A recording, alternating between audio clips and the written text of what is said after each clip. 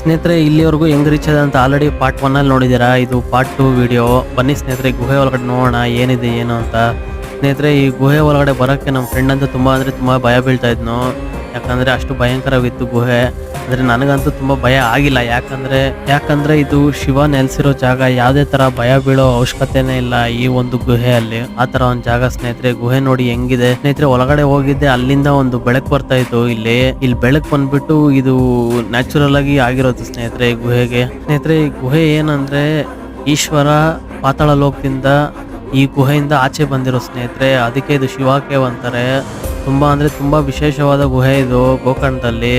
ಇಲ್ಲಿಂದ ಕಾಶಿಗೆಲ್ಲ ದಾರಿ ಇದೆ, ಮತ್ತೆ ಇಲ್ಲಿಂದ ಗೋಕರ್ಣದಲ್ಲಿರೋ ಆತ್ಮಲಿಂಗ ದೇವಸ್ಥಾನಕ್ಕೂ ದಾರಿ ಇದೆ ಅಂತೆ ಸ್ನೇಹಿತರೆ. ಓಂ ನಮಃ ಶಿವಾಯ, ಓಂ ನಮಃ ಶಿವಾಯ, ಓಂ ನಮಃ ಶಿವಾಯ.